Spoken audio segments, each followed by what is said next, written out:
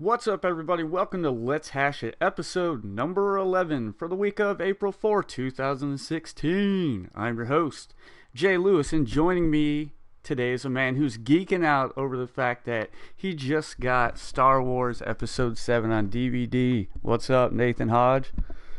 Star Wars, those kooky nutties. Star Wars, yeah. Oh man, I'm so excited. Oh, excitement. Yes, absolutely. I'm very envious right now. I wish I had it in my possession, but I'm sure that time will come later this week. We got a lot of great stuff to talk about this week, despite the fact of us not even knowing if we were going to get a podcast out at all. But here we are, and we got a lot of good things to talk about. There's 6 items in the top news list, and later on we got pretty good topic to get into. So without further ado, let's get right into the top news. Very first piece of news we have is tomorrow launches the PS4 System Update 3.50 update, and this is one of the more beefier updates that PlayStation has put out. And I think it was 3 or 4 podcasts ago we talked about that in detail. So if you're wondering what is going to be in the update, look for our podcast titled PS4 Update 3.5. My favorite feature was remote play to PC, and I think, Nate, your favorite feature was being able to appear offline when gaming. Right, yeah. Yeah, so I guess it's gonna start rolling out tomorrow. I don't guess that everyone will get it day one. Maybe most people will, but yeah, I'm excited to see how the remote play feature works. Are you gonna be testing that out as soon as it comes available? Yes, I cannot wait. One thing I did find out that's kind of a bummer is you have to actually have your PS4 controller plugged into the PC, which seems a little weird to me because, PC and the DualShock controller uses Bluetooth. But yeah, you do have to be attached to a wire, but oh well, that's a small complaint. But can't wait to check that out. Hopefully that equals more gaming for me as I can, hook up my PC anywhere in my house and play wherever. So, yeah, hopefully that means more gaming. Anything you want to hit on? I mean, we hit on it pretty good in that podcast we did. Yeah, I think yeah. That's the number one feature I'm looking forward to is just being able to appear offline. There's some other really neat things in there. But yeah, you can just check out the older podcast for details on that. Yeah. Second piece of top news we have is PS4 is getting a new dynamic theme by Triant Pixel, and the theme pays homage to PS2, and basically, it looks like the PS2 is booting up in the background of your home screen. If anyone's interested in picking that up, head over to the PS4 store, and I believe, yeah, it's $2.49. What do you think about the price on that? Themes seem to be pretty steep for me. If they were around 99 cents, I'd be more inclined to actually purchase them, but for an aesthetic change like that, I think that's a little overpriced in my own opinion. I couldn't agree with you more. When I was writing this down on the list, I'm like 249 because like it seemed very enticing because PS2 was probably one of my all-time favorite consoles, only behind the PS4, and I would love to get a dynamic theme, to kind of honor it. But then when I saw 249, I'm like, huh, if it was 99 cents, it'd be a no-brainer. But I can get a lot of things for 250, so I don't know, that's a little steep. Something to factor in, and the reason I kind of put this down into the top news, it seems a little weird to put that down in top news, but earlier this week, the remaining servers that were still up on the PS2 were pulled from the internet. So the PS2 is no longer has any servers online. So what do you think about that, man? Well, it's really a testament to the system that they lasted that long, I think. It's really quite impressive. Yeah, I remember one of the games that I played online on the PS2 that pretty much, started, online gaming for me was the original Killzone. Me and my buddy, we used to take turns playing Killzone online. I have fond memories of that. Another game that I like to play online on my PS2 was Monster Hunter, man. Back when Monster Hunter was on the Sony console, which, God, I hope that day comes again. Do you have any memories playing online on the PS2? I actually never did play online on my PlayStation 2. I really didn't get into online gaming until the PlayStation 3 era. Did you ever play, like, did you ever check, like, leaderboards on the Dreamcast or anything? Because, I mean, I did do that, I was yeah. gonna say that was probably one of the originators when it came to online gaming outside of PC. So, um, never owned a Dreamcast myself, but you know, PS2 was one of those consoles, if not the console, that really put console, multiplayer gaming on the map. So, a little bit of a bummer, but it is 2016, and that was how long ago, man, did the PS2 come out? That was It has been quite a while. almost 2 decades. Very well close, yeah. Dang, that's crazy. Well, rest in peace, PS2. Any gaming you're gonna be doing on that console is gonna be solely offline. So yeah. Now the third bit of top news that I wanted to talk about is last week we talked a little bit about the Final Fantasy 15 demo. Since I played it, you hadn't played it at the time, but now you have. So let me get your take on how you like the Final Fantasy demo, since you're the bigger fan and you know what to look for anyway. All right, yeah. I really enjoyed it, probably more than I should have. I'm very excited for this game. It has a few little neat hints in it. The furry little creature that guides you around is, for those who are not into the Final Fantasy world, that's Carbuncle, one of the summons, and it does a good job of like putting those things into the demo, like little bits of fan service for those of us who have been with the Final Fantasy franchise for a while. One other summon that I know of makes an appearance, which is really cool, and man, the gameplay is good. Like, I'm not gonna say it's great. I didn't really get to the full extent of what was even capable in the demo, and I do plan to play it again to try to get a little bit deeper into the combat system. But it was fun, and I did enjoy exploring the world that was in the demo. And if it's anything close to that, like I was a little skeptical about how the fantasy aspect of this game was going to be. A lot of the a lot of the videos that have come out recently, especially the last one that showed off a lot of the combat took place in a warehouse, which didn't look fantasy-esque at all. And so I was a little bit apprehensive about that. But seeing what they've done in this demo, it really reinvigorated my interest in the game and the franchise as well. The storyline might be a little crazy. They always usually are, but graphically speaking, I was pretty impressed. I really felt like I was in this ethereal fantasy world.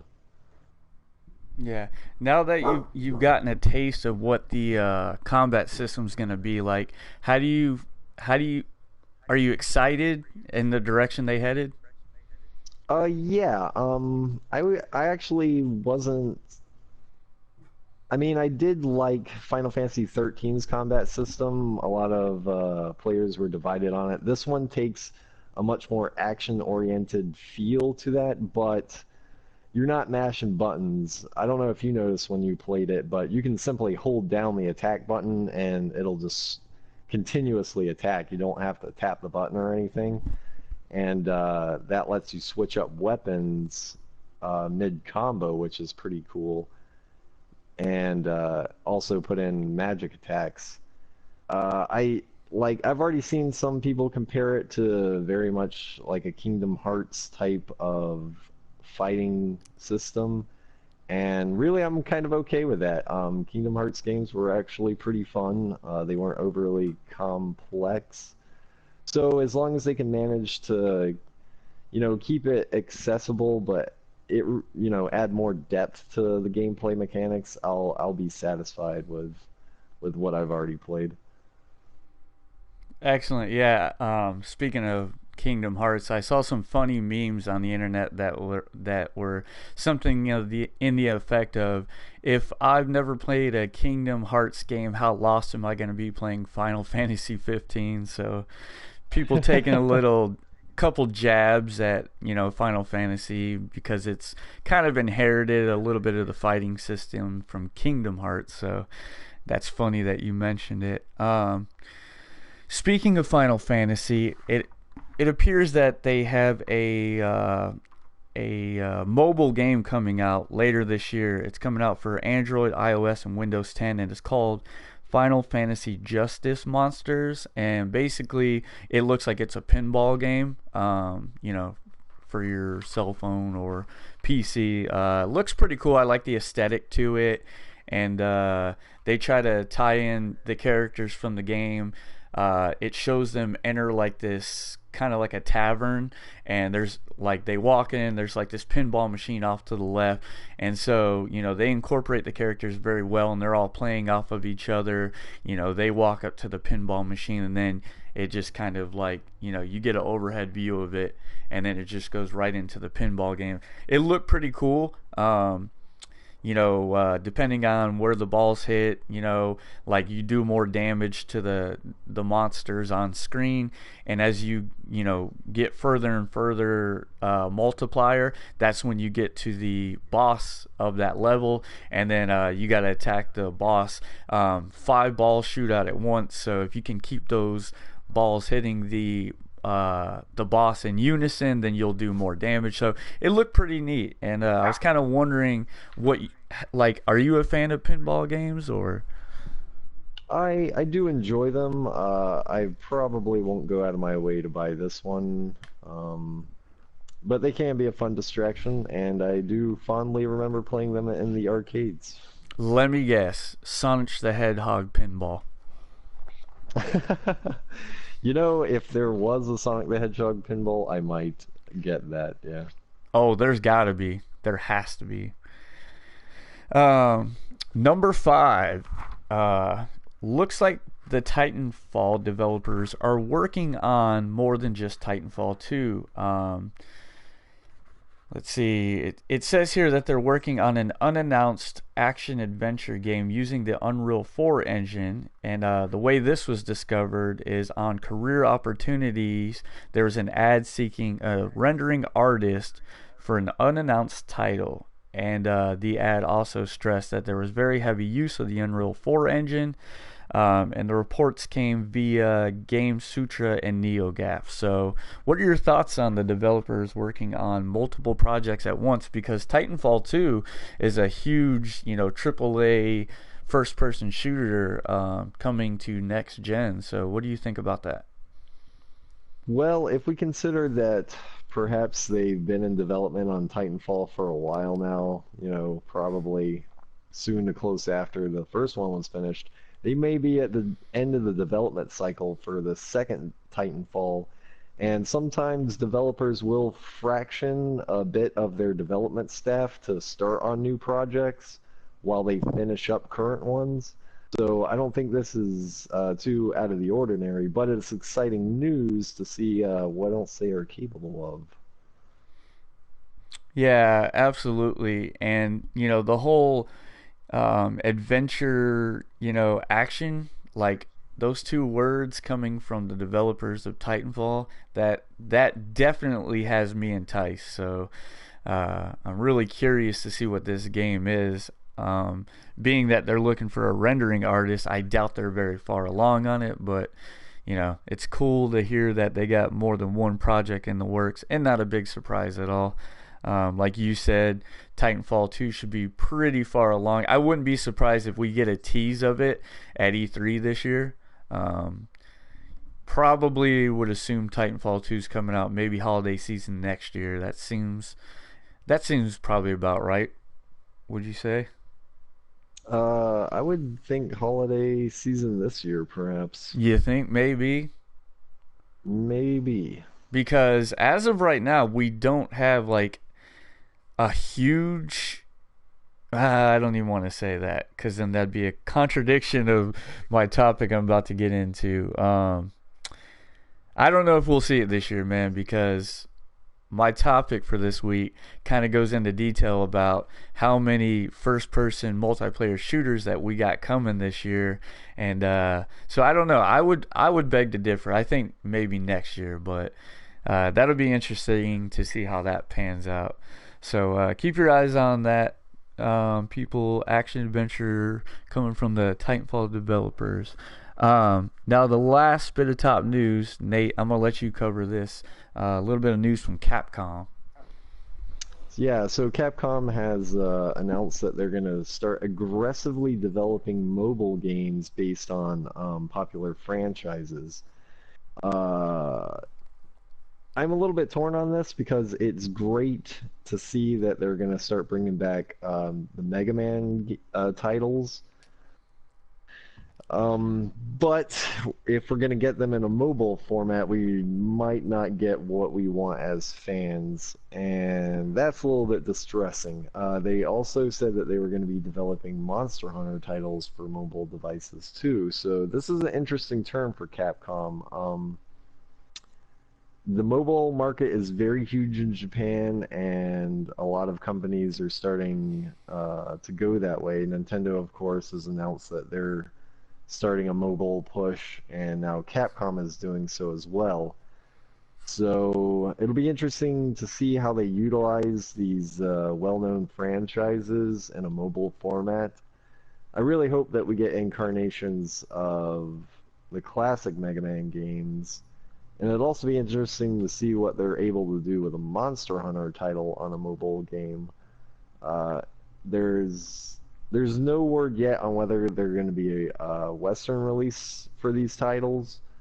They just started developing these in Japan, so they'll be rolling out. There's 4 games announced, and they'll be rolling out over the next 4 years. So this is something I'm going to keep my eye on because, as we know, like mobile gaming may very well be the future of gaming, as you know, a lot of people have access to cell phones. Yeah, I So was gonna cut in there and say, like that's something else that we kind of talked about in the past was, we there was an article that Kotaku wrote stating that you know mobile gaming was going to be able to catch up to console gaming by the end of 2007, or wait, I think it was by the end of 2016. Am I remembering that correctly? I hope so. Yeah, I think the article suggested that you know mobile gaming was going to catch up by the end of next year, and or actually we're in 2016. So yeah, it must have been by the end of 2017, mobile gaming would catch up to console gaming in terms of visuals and overall experience. So maybe can you imagine like a full fledged Monster Hunter game like on your cell phone? Like that would be uh, nuts. it would, and to have these major developers starting to develop mobile games, it'll be exciting to see what they're capable of doing. Yeah, I mean, I really think that cell phones will be the future of handheld gaming. I mean, why not? The resolutions that these phones can pump out is ridiculous.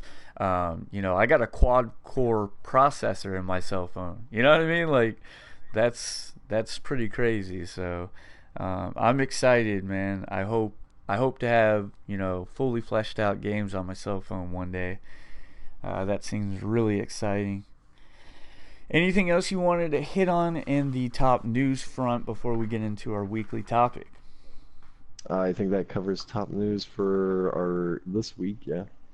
Okay, excellent. So let's just get into this thing, then this week's topic, I wanted to talk about how long multiplayer shooters were going to be able to keep their fan base. And the reason I asked this question is because it just seems like we're getting more and more, quote unquote AAA shooters like on console these days.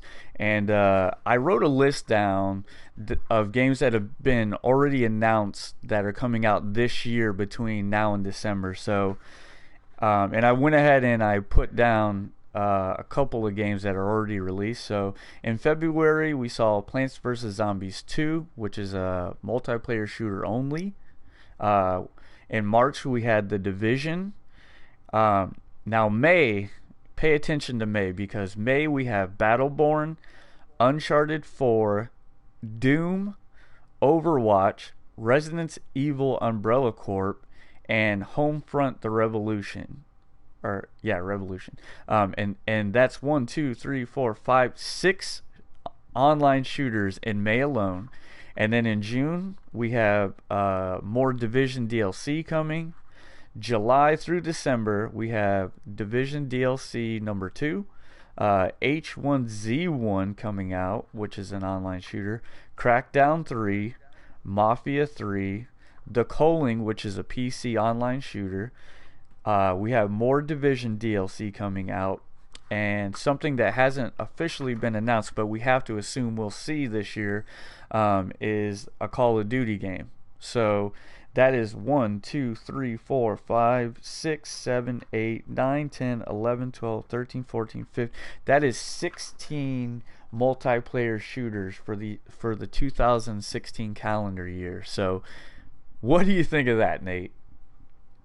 Well, I think that shows what the market is for games these days. Yeah, I just, I think back in history, and I'm not even looking that far. 4 years ago, it seems like we would have two major shooters that would come out, and they'd come out in November, and it'd be Halo and it would be Call of Duty. Every now and then you'd have like a Killzone sprinkled into the mix, or like a what's the Xbox One exclusive, Gears of War. So you'd always have Call of Duty, like you could guarantee that was going to come out in November, and then depending on when Xbox or PlayStation would have its exclusive shooter come out, that'd be the only thing in Call of Duty's way. But now in 1 year alone we have 16 shooters that are coming out, and every one of them you could make a case for in terms of having a vast audience for. So it makes me wonder how a game like Doom, a huge shooter that's been announced, how long are they going to keep their fan base interested? Well, that's an interesting question, because Doom is really not known for multiplayer, and it seems, and I haven't done research on this, but there is a multiplayer aspect to this game, right? Doom? It's got multiplayer That online. I'm that guessing. yeah, that's like the target, audience for Doom is the multiplayer audience, because I mean, like, it has a campaign, but I'm assuming, and sorry if I'm wrong, I don't want to get anybody pissed off at me, but I'm assuming it's probably going to be a superficial campaign. I don't think it's going to be this rich experience. I think the target here is for the multiplayer. Like, I think that's where they're using most of their assets. And it seems like if a shooter comes out in today's world, it's multiplayer first and then campaign second. You know what I mean? Usually you get a quick 6 to 10 hour multiplayer experience, and a lot of people don't even finish the campaigns. They just jump right into the multiplayer, and that's where they spend the bulk of their time. But I just getting back on the original idea of the topic is, I remember back in the day when I would play Halo 2, Halo 3, I would dump hundreds on top of hundreds of hours into the multiplayer, experience, because it was all about leveling up. Your friends were on those servers forever. But anymore, I just feel like people, they'll dabble, they'll spend like 40 to 60 hours, and then they'll move on to the next multiplayer shooter. So I just kind of wonder what that's going to mean moving forward as more and more games are in development and they're all competing for the market. Well, having a strong campaign is a good way to keep your game relevant. We've seen so many multiplayer only shooters try to start and then fail. Evolve really didn't do that well. Titanfall started okay, but didn't really maintain its fan base. And for someone who's gonna like pick up that game at a later date, they don't really have much to look forward to if the servers are empty. If there's not a good campaign there to make the game getting worthwhile, and having other people join you and refresh interest in it. I mean, like, I have no desire whatsoever to get a multiplayer only game that came out a couple of years ago, because I already know people have already moved on to other things. So I don't know. I just don't think it's a sustainable format for video games in the long run. It might be something that's really popular now, but I think that we'll see that it's not going to pan out. Because, if Doom is really heavy on multiplayer and didn't give much to the single player campaign, that's going to alienate almost the entire Doom fan base. So I would expect to see a lot of backfire on that if that is the case. Yeah, and I like the examples that you use because Titanfall was a game that a lot of people were seriously hyped for. It came out and people burned through the content pretty quickly because, it was multiplayer only.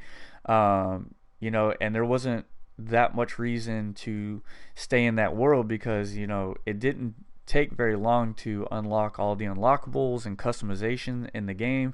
So people kind of burned through the content and they moved on. And Evolve was another one that, multiplayer only. The game got destroyed by critics, and people tore that game a new one, like just talking about how they just couldn't hold their interest. And I kind of wonder what it means moving forward for some of these other games, and I'm scared for games like Battleborn and Overwatch because I just don't know like how they're going to keep the fans. And like a game like The Division, I think kind of gets it right where you can still enjoy the game on your own, and you can do everything on your own. And then the way that they're rolling out DLC every month or two, like, to me that's kind of smart because they may have a dip in their servers, but it'll only be momentarily because when the new DLC comes out, people will dive back in. And maybe that's the formula that's going to be the answer moving forward is you put your game out, and as long as you have a full $60 retail game and there's plenty of content in there, I don't think people mind paying $20 every couple of months to get a DLC. What's your thoughts on the DLC format? Yeah, as long as a full game is available at retail and DLC is simply supplemental for future installments, I have no problem with that. I enjoy picking up extra content for my games when they're good as a game themselves. So that is a great way to keep people into franchises, especially online multiplayer shooters, because that is the thing. You will get tired of running the same maps over and over again, and it's a good way to bring longevity to those franchises. Yeah, absolutely. And again, 16 online multiplayer shooter games, like, I wonder when the market is going to change because eventually people do get they get franchise fatigue A and then they get genre fatigue B. So I wonder when we're going to see the turn, because it just seems like shooters have dominated the market for so long, and everybody's kind of wondered when there would be a change, when we would see the next zeitgeist, like, be it RPGs, if RPGs made their huge return. And I'm just kind of wondering when we're going to see that shift, because it seems like it's been a while. Yeah, and I'm excited for it because you always get some really interesting games when that shift does take place. And I would be willing to bet that we'll go back to more single player focused games after this. Yeah, and you already kind of see that in games like No Man's Sky, because though it is multiplayer, it really isn't multiplayer. You know what I mean? Like, it all exists in the same world where everybody's technically in that world, but the game's not focused on multiplayer. So you see it there. Another great example would be what was the other game that I was thinking of?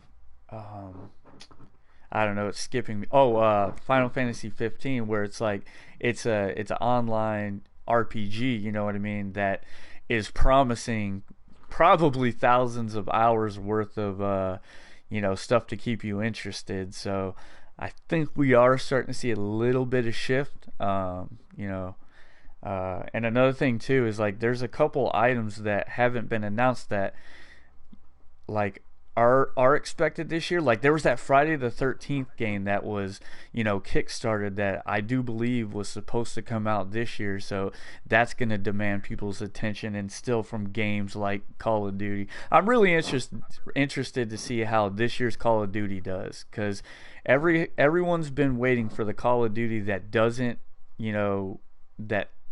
sell well, and definitely was not Black Ops 3. I mean, that game sold tremendously well, but I'm wondering, I think when that game comes out and it doesn't sell well will be when we see that shift. Yeah, because that franchise is really a barometer of what is popular in gaming these days. Yeah, and like I may tick some people off because I know there's a lot of Call of Duty fans out there, but in my personal opinion, and this is my opinion only, so I just think that a lot of the Call of Duties are just kind of reskin versions of previous Call of Duty games. Like I haven't seen anything in the last, 3 or 4 iterations that have kind of like blown me away and just said, "Wow, this one's vastly different than the previous one." And I don't want to get too much into detail about that because I'm doing a project, this week that I kind of get into detail about that. But you know, I'm just gonna put that out there. But yeah, we'll Well, you have a good point there, because a lot of franchises that have stuck around for the long term have stuck to that formula. You don't see Mario changing too much over the years. yeah, absolutely. Um, Anything else you want to hit on that topic? No, I think I'm good. Did you have any topics you wanted to hash out this week?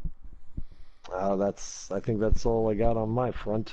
Okay, since you don't have one, something I wanted to do a week ago that I just somehow skipped over is I wanted to talk a little bit about the PS 4.5.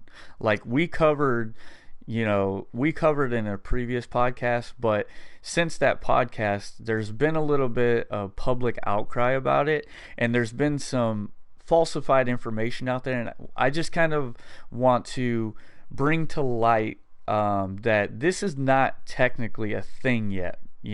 People are out there saying that it has been announced and that Sony has said that it's coming out in October. So let's hash this out and let's give people the real information on this. So first and foremost, Sony has not come out and confirmed that PlayStation 4.5 is an actual thing. Two major outlets broke the news. It was Kotaku and it was Eurogamer, and even the two of those outlets had different versions of what the 4.5 looked like.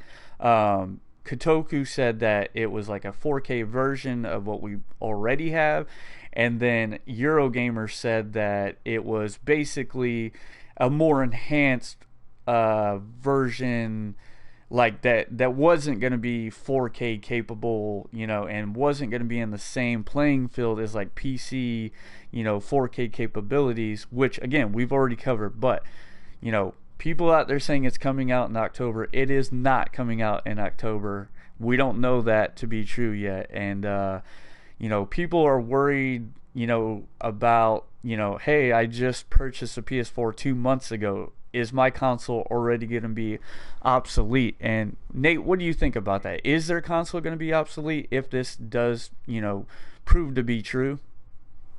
I really doubt it. I think if we do ever see a 4.5, I think it will be for what we discussed on the earlier podcast, just to supplement VR basically. So unless you are looking to get into VR, I would not worry about your PlayStation 4 being outdated. Um, I mean, it it'll probably be more advanced if we do get one, but it wouldn't be so superior enough that it would outdate the previous console. I mean, it So would be crazy to do that anyway. So, do you think it'd be more in the vein of like what PC like does, where it'll put out a graphics card and then 6 months later put out a better graphics card, so you can still technically play the same game. It's just gonna have a little bit higher resolution, maybe a little bit tighter frame rate than the. Right. See, here's the thing though. All consoles have done this over time. Usually when a console first comes out, it'll end up costing the company money to develop, but as technology catches up, they'll release a newer version, like how the PlayStation 2 had different versions. It's just a normal cycle of, consoles. But what makes this different about the PlayStation 4 is that, you know, there's really a need to integrate VR into it and to make VR more sustainable and more attractive to a consumer. So I think that's probably what has most people concerned, because the gap now would be so large that it seems like it would make a difference to what developers would be capable of, even though I don't think that they would go that route because they don't want to have to split their user base with a technically what would be considered the next console. Yeah, absolutely. And I listen to a lot of different podcasts, so I can get a lot of people's opinions on the matter because it seemed like every podcast I listened to was talking about it. And shout out to Greg and Colin over at Kind of Funny. They kind of discussed the topic, and they were kind of they were different on the opinion. Like Colin thought that if we did get a newer PlayStation, that it would mean that that PlayStation saw its own games, because he was in the mindset of what would be the benefit of putting out a new console if you weren't going to have exclusive games to the console, a lot like the 3DS and then the new 3DS. But I think when Nintendo did that, they kind of pissed a lot of people off. Like, am I wrong on that? Yeah, I'm pretty pissed about it, to be honest with you. Yeah, so I just don't think that. I think that Sony kind of understands that they don't want to alienate their market. I kind of agree with Greg Miller's opinion on the matter, where the console will come out and games will technically run better on the console, but it'll tell you on the back of the box, like, enhanced on PS 4.5 or whatever they end up calling it. I think it'll just be enhanced versions of the game. So if you are someone who did just recently get the console, and we are in fact going to see an updated version of the PS4 soon, I don't think it's anything to be upset about. It's just the games may be a little bit prettier on the console, and like you said, I think it's more about making PSVR look a little bit better, since you are able to get the higher resolution. Maybe it makes it a little less pixelated on the VR itself. It could be something of that nature. Maybe it runs a little smoother, but I don't think it's going to be anything to be up in arms about. I don't think it's doomsday. I think it's going to be for people who haven't already purchased a PS4. They're going to be the ones to benefit. And then if you are a hardcore gamer and that higher resolution does mean something to you, maybe it'll be something to entice you to upgrade. Like, that's my opinion on it. I don't think it's anything to get worried about, though. And I just think that it's something that we needed to kind of like reassure people that, I don't think this is, as bad as they think it is. Right? Yeah, definitely not. I wouldn't be concerned about it at all. Yeah. Um, on that note, I think we are done with this week's podcast. Thank you, everybody, for listening and continuing to roll with us. I think last week was, in terms of audio, I think we nailed it. Nate, he was right on par with my audio, so we continue to do better as promised. Thursday, we got a little bit of a project going. Nate's got some side stuff going on. I got some side stuff going on. So we should have more content rolling out, people. So if you enjoy what we're doing, we're going to be doing more of it. So, thank you guys for continuing to listen. Nate, you got any shout outs or closing statements? I do not, so I will not waste anyone's time. Shout out to Star Wars Episode 7. I'm sure Nate's going to be digging into that real soon. Yes, I am. Yeah, go get it, people. It's out on Blu-ray now. Run to your nearest retail store and grab it. If you haven't already seen it, I envy you so much, because I'd love to see it for the first time again. But this has been episode 11 of Extremely Decent Games. We'll see you next week, people. Have an extremely decent week. Later.